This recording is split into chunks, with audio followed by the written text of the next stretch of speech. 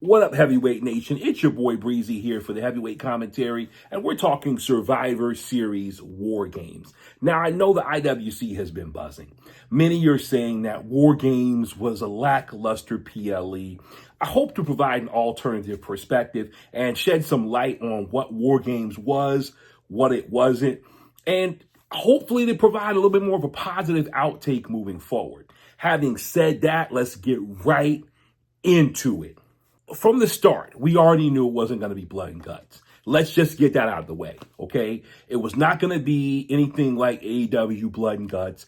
After watching the women's Blood and Guts match, I was like, the ladies at War Games are not going to do that, okay? We knew we weren't going to see any color. We knew that it wasn't going to be as brutal. We knew nobody was going to go to those lengths. It just wasn't going to happen. Okay? And honestly, that's okay.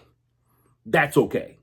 I think that sets the whole tone for the whole PLE, to be honest with you, is WWE is going to do WWE. If you're expecting AEW, if you're expecting a huge spectacle, if you're expecting 5-star matches, wrestling to the utmost degree, look, man, that's not what it's going to be. Okay? That's just not what it's going to be. So putting the comparisons aside, I think what we have to do is this, y'all. Judge WWE in terms of what you expect, here we go, from WWE. Say it with me. WWE equals WWE. Bottom line, that's the equation. AEW and WWE, from the start of AEW, we learned that they wanted to be an alternative, not a straightforward competitor, because they honestly are apples and oranges. Having said that, did I compare? You know I did, okay? It's no secret. If you've been watching our content, you knew I said that I hated for Survivor Series War Games because Blood and Guts was just automatically incredible. And it wasn't technically a pay-per-view. It was on TV. Nevertheless, War Games, starting with the women's match. Of course, we had the likes of Io Sky, Rhea Ripley, Charlotte Flair, Alexa Bliss, AJ Lee. You know, we had those competitors versus Nia Jax, Last Legend, Becky Lynch. Let's see. I'm gonna miss a name or two in here. So yeah, bear with me on that. Yeah, the Kabuki Warriors. Yeah, that's right. So, having said that, the match itself, I don't think was a bad match. I think the ladies definitely put on. A couple highlights out of that match, of course, were Rhea Ripley's entrance, the debut of Lash Legend. She really came out looking like a solid star. Ladies coming down, meaning business with their individual weapons, whatnot. Overall, I take nothing away from the match.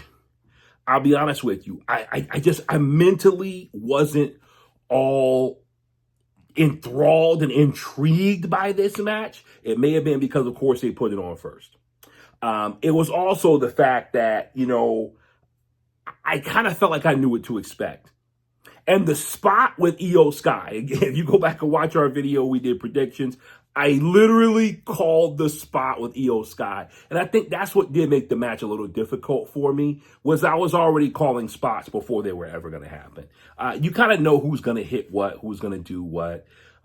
Io Sky was going to jump in that trash can because that was the moment in the last match. So, of course, Io Sky had to recreate that moment. WWE, guys, is all about moments now. They're not so much about matches as they are about moments for social media and highlights and things of that nature. So Io Sky, of course, neutralized Nia Jax and Last Legend, taking them effectively out of the match, diving on the ladies. It was predictable. There were just, the predictability, I think, is what kind of took this match down a couple notches. Other than that, great star power in the match. There's no doubt. I mean, there was a ton of female superstars that, hey, who wasn't in that match? You know what I'm saying? As far as the ladies who were involved, hey, I had no problem with all the ladies who were involved. I thought it was great to see all of them in one space. and they did their job. You know, again, I'm trying to be positive about it, but yeah, it was predictable. It was predictable. You know, overall, the baby face is going over. Predictable. Nevertheless, I liked it for what it was. As far as that match overall, if I were to give it, you know, a skull rating here on the heavyweight commentary, we rate by skulls. You know, I'm gonna give it 3.5 out of 5 skulls. Okay, 3.5. Right, it's 3. Okay, 0.5. Let me do half. 3.5 out of 5 skulls. What would I have changed? I would have just made the match a little less predictable. Knowing that you're going up against blood and guts, I would have planned not spots, so to speak, but I would have let the ladies just kind of wrestle more. I would have let them kind of unleash, do their thing. I would have hit some Paul Heyman-esque booking, maybe hit some big finishers back to back, do some fun stuff, a couple spots that you would not expect. Again, anything to make the match less predictable, I would have done that. That is what it is. We went from that, however, to a match that had some very unique opportunities for everybody to shine, man. And I love that John Cena really allowed for the match to proceed the way it did. John Cena versus Dominic Mysterio for the Intercontinental Championship. I hoped that Dom was going over. I thought that maybe John Cena would carry it forward, maybe, and drop that title to Gunther, being that Gunther is at this point being billed as the greatest Intercontinental Champion. So I like the way that they went with this. I love that Dirty Dom did what Dirty Dom should do. He was absolutely despicable in this match. Pulled out every stop, okay? I mean, of course, from taking off his boot to feigning an injury, man, that moment was gold. Here's what I hope. I hope that not many people were in on that. I hope that not many WWE officials were in on that spot to really give it that extra, just like that extra was, because yo, the way the spot hit, you would have thought that Dom Mysterio really did get hurt. The way he landed, it looked amateurish, to be honest with you, on Cena's part. I was almost mad at Cena because I was like, dude, come on, man. You mean to tell me you took the guy down, you dropped him at that point? It's not like you're not strong enough. It's not like you couldn't hold him. It's not like you even had to power bomb him in that spot per se. I was getting mad at Cena like, dude, that was a problem. And the fact that they worked that spot the way they did, the fact that even the ref says, hey, get a medic out here. Like, yo, that right there, man, I think was an awesome spot. We really thought there was an injury. We really thought Dominic Mysterio was in trouble. And you got us, Dirty Dom. You got us. And nevertheless, you know, it gave the opportunity for the Judgment Day to interfere, that being Raquel Rodriguez and Roxanne Perez hitting their big moves. Tejana Bomb on John Cena. And then Roxanne hitting pop rocks on John Cena. Shout out to Cena, man. He did, at this point, he does not have to do that. He could have said, hey, listen, guys, I'm riding off into the sunset. I don't want to get assaulted by ladies and have that tarnish my legacy. And John Cena took it all, man. He took it all. Pause. And then we had, of course, more involvement from the Judgment Day. Dominic Mysterio, while the ref is down, ref is out, distracted, what have you. We have JD McDonough, Finn Balor getting involved. Everything that could have happened all the way up to the point where Liv Morgan makes her return. And I know a lot of us were speculating, let's be honest, is Liv going to be mad about Dom and Roxanne's relationship? Not Raquel, Roxanne. Is Liv going to be mad about Dom and Roxanne's relationship? And she goes upside Dom's head. You're like, oh, it's like that. Next thing you know, she hops on Cena, but then she has that that look in her eye. And the camera pans in, and shout out to the cameraman, that perfect moment where Liv is like, I'm riding for my Dom, and kicks John Cena square in the jewels. Dom capitalizes with the 619, then the frog splash for the 1, the 2, the 3. Gets his Intercontinental Championship back, and his lady, his best girl, returns. Love it. Love this match. I mean, to be honest with you, I'm going to give the match a full 5 out of 5 skulls. Now, that's biased. I'm going to be perfectly honest with you. And the reason why that's biased is because I love Dom Mysterio. I think Dom is excellent. I take nothing away from Dom. To me, Dom can do no wrong. To me, Dom can do no wrong. I'm riding with Dom, man. It's very difficult for me to think that Dominic Mysterio can do anything wrong. So there you go. That's my take on that. However, the question is now out there. What's going to happen with Cena? What's going to happen? Okay. How's Cena going to rebound from this? Will he win his final match? Will he get retired by whoever is the last man? I'm thinking Gunther. What do you think? Comment down below. Let's talk about it. What do you think we're going to go with the love triangle? Liv, Dom, Roxanne. Could that even be a storyline moving forward? Again, comment down below. Will there be a love triangle storyline? Will there be an issue with those 3? We then had what I did not expect to be as good as it was, but it was. We had Stephanie Vicaire versus Nikki Bella. I did not expect this match to come off as great as it did, but shout out to Stephanie Vicaire. I think she really worked that match well. I think maybe she led that match. Speculation is out there.